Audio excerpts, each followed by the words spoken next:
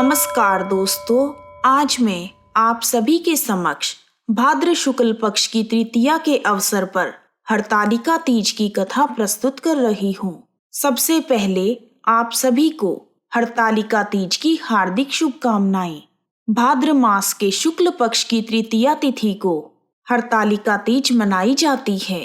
भगवान शिव और माँ पार्वती के पुनर्मिलन के उपलक्ष्य में मनाए जाने वाले तीज के त्योहार के बारे में कहा जाता है कि भगवान शिव अपनी पत्नी सती के आत्मदाह के बाद उनको खोने का दुख सहन करने में असमर्थ थे। इस दुख के दौर में उन्होंने सांसारिक मामलों में रुचि खो दी और तपस्या में लीन हो गए। आदि शक्ति माता सती ने भगवान शिव शंकर को इस स्थिति से बाहर निकालने के लिए और शिव भगवान को पुनः पति के रूप में पाने के लिए 107 जन्म लिए, लेकिन वह असफल रही। उनका 108वां जन्म पर्वतराज हिमालय और रानी मैनावती की पुत्री पार्वती के रूप में हुआ था।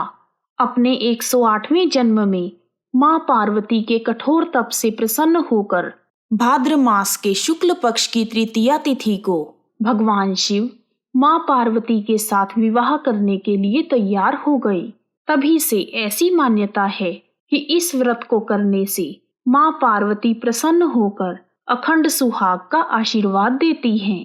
तीज के दिन महिलाएं शिव पार्वती का पूजन करती हैं तथा बिना खाए पिए पूरा दिन व्यतीत करती हैं। फिर अगले दिन सुबह स्नान और पूजा के बाद व्रत पूर्ण करके भोजन ग्रहण करती हैं। इसी वजह से तीज का व्रत करवा चौथ से भी कठिन माना जाता है। आइए शुरू करते हैं हरतालिका तीज की कथा। एक बार भगवान शिव ने जन कल्याण के लिए मां पार्वती को उनके कठिन तपस्या का स्मरण कराते हुए तीज की कथा सुनाई थी। भगवान शिव कहते हैं, हे गौरी, पर्वतराज हिमालय पर गंगा के किनारे तुमने अपनी बाल्यावस्था में अधोमुखी होकर कठिन तप किया था।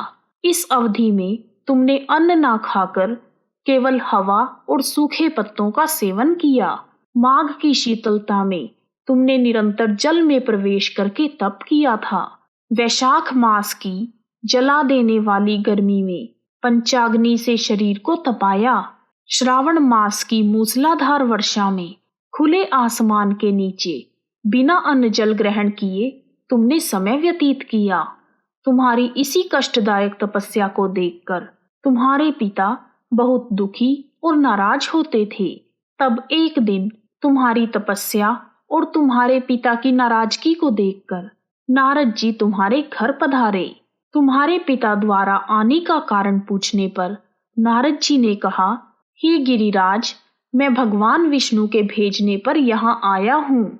आपकी पुत्री की घोर तपस्या से प्रसन्न होकर विष्णु भगवान उससे विवाह करना चाहते हैं। इस बारे में आपकी क्या राय है?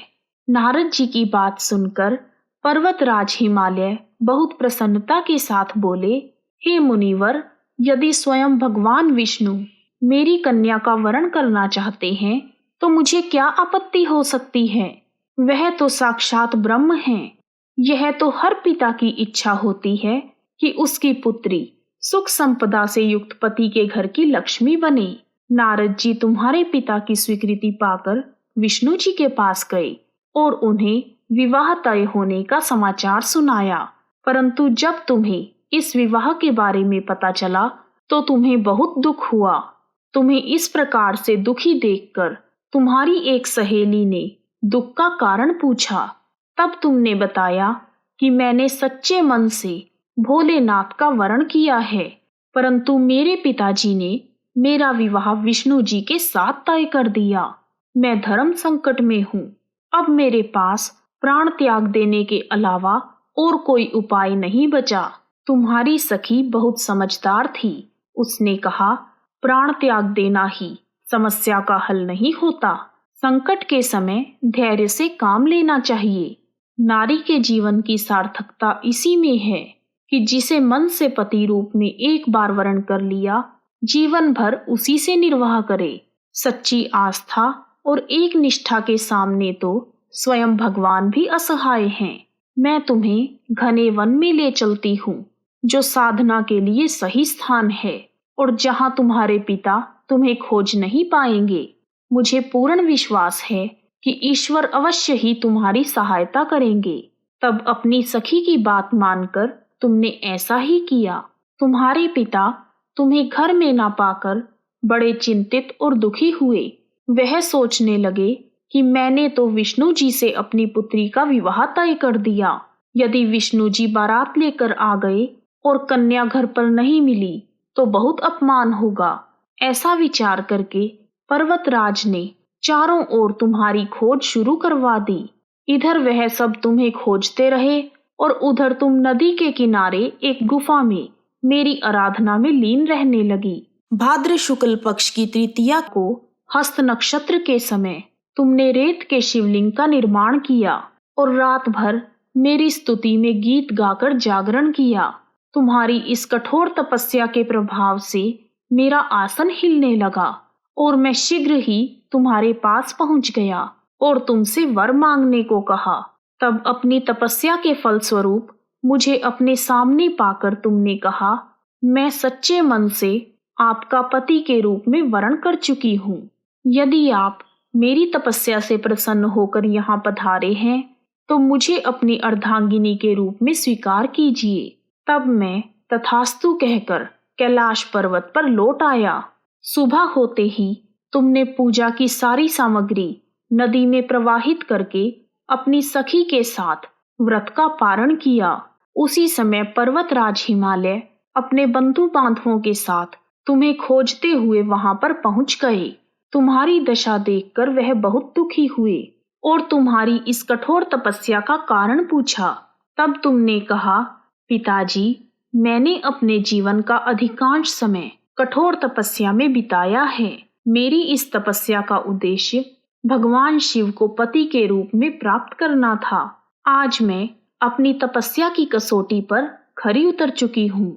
आज मेरी तपस्या सफल हो गई है, क्योंकि आप मेरा विवाह विष्णु जी के साथ करने का निश्चय कर चुके थे। इसलिए मैं अपने आराध्य की तलाश में घर से चली गई। अब मैं आपके साथ घर इसी शर्त पर चलूंगी कि आप मेरा विवाह भगवान शिव के साथ करेंगे।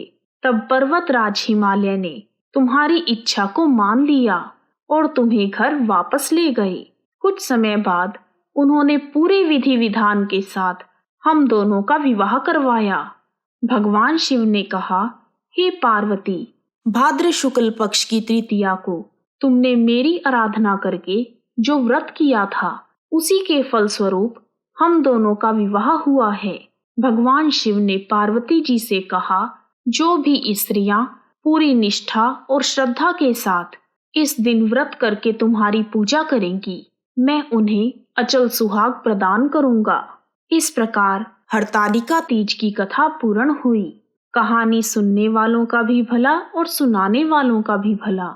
आइए अब शुरू करते हैं हरतालिका तीज की पूजा विधि।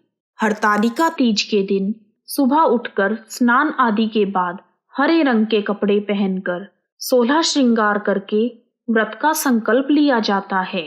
इसके बाद घर में उत्सव मनाया जाता है।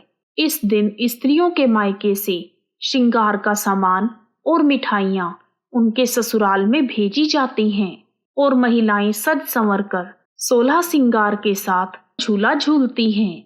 हरतालिका तीज के दिन हरे कपड़े, हरी चूड़ियाँ, हाथों में मेहंदी और 16 श्रृंगार का विशेष महत्व है। हिंदू मान्यताओं के अनुसार हरा रंग खुशहाली से जुड़ा हुआ रंग है। इसे जीवन और खुशियों का रंग भी कहते हैं। यह मन को शांति प्रदान करता है और खुशहाली लाता है। तीज के दिन व्रत करने वाली स्त्रियों को क्रोध नहीं करना चाहिए। क्रोध करने से व्रत फल विहीन हो जाता है।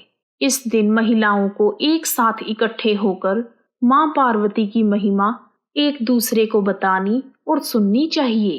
तीज का पूजन प्रदोष काल अर्थात दिन रात के मिलने के समय किया जाता है। संध्या काल में घर को मंडप से सुशोभित करके पूजा सामग्री इकट्ठी कर लें। उसके बाद कलश स्थापना करके बालू की मिट्टी में गंगा जल मिलाकर भगवान शिव, गणेश और माँ पार्वती की मूर्ति बनाएं। फिर उन्हें केले के पत्ते या लाल कपड़े के आसन पर विराजमान करवाएं। पति पत्नी एक साथ गणेश भगवान की पूजा से शुरू करके माँ पार्वती और भोलेनाथ की प्रतिमा की पूजा करें। फिर गणेश जी को दूर्वा अर्पित करें। भगवान शिव का अभिषेक जल और पंचामृत से करें। धूप और दीप जलाएं। फिर फूलों के हार पहनाएं। ओम साम शिवाय नमः कहते हुए भगवान शिव को अष्टगंध का तिलक लगाएं। बिल्व पत्र, धतूरा, आकड़े के फूल आदि भगवान को अर्पित करें। फिर शिव भगवान तथा गणेश जी को जनेऊ, धोती तथा अंगोछा चढ़ाएं। ओम गौरिये नमः कहते हुए माँ पार्वती को कुमकुम का तिलक लगाएं। फिर माता पार्वती को सुहाग की पिटारी में सुहाग की सारी वस्तुएं रखकर अर्पित करें। उसके बाद ओम उमा महेश्वराय नमः मंत्र का जाप करें। पूजन करने के बाद सबसे पहले गणेश जी की आरती, फिर शिव जी की आरती और फिर माँ पार्वती की आरती करें। आरती के बाद परिक्रमा करें। पूजा के अंत में हरतालिका तीज की कथा सुने। कथा पूरी होने पर माँ गौरी से पति की लंबी उम्र की कामना करें और पूजा के बाद वहां उपस्थित लोगों में प्रसाद बांटें और पूजा में हुई भूल के लिए भगवान से क्षमा मांगें। पौराणिक मान्यताओं के अनुसार जो स्त्रियां तीज का व्रत करती हैं उन्हें रात को सोना नहीं चाहिए और जागते हुए भगवान शिव और माँ पार्वती का भजन कीर्तन करना चाहिए और अगले दिन सुबह गौरी माँ से सुहाग लेने के बाद व्रत को खोल लें। रात को माता को चढ़ाए गए फल, पकवान, मेवा और मिठाई से पारण किया जाता है और व्रत का पारण करने के लिए सुबह नहा धोकर गणेश जी को नमस्कार करें। फिर भगवान शिव तथा माता पार्वती के आगे हाथ जोड़ें। धूप और दीपक जलाकर ककड़ी और हलवे का भोग लगाएं। सुहाग सामग्री, मीठे व्यंजन तथा कपड़ों आदि का बायना निकालकर अपनी सास, जेठानी या ननद को दें। उसके बाद व्रत खोलने के लिए रात को माता को चढ़ाए गए फल, पकवान, मेवा और मिठाई आदि से स्वयं भोजन करें। इस प्रकार पूरे विधि विधान से तीज का व्रत करने से स्त्रियों को सुख और सौभाग्य की प्राप्ति होती है। व्रत पूर्ण होने के बाद पूजा में प्रयोग की गई सामग्री को एकत्रित करके पवित्र नदी या कुंड में विसर्जित कर दें। बोलो शिव परिवार की जय। यदि आपको वीडियो पसंद आया है तो कमेंट बॉक्स में ओम उमा महेश्वराय नमः लिखना ना भूलें। आप सभी का हार्दिक धन्यवाद। जय तीज माता। आया तीज का त्योहार, सुहागण मंदिर आई।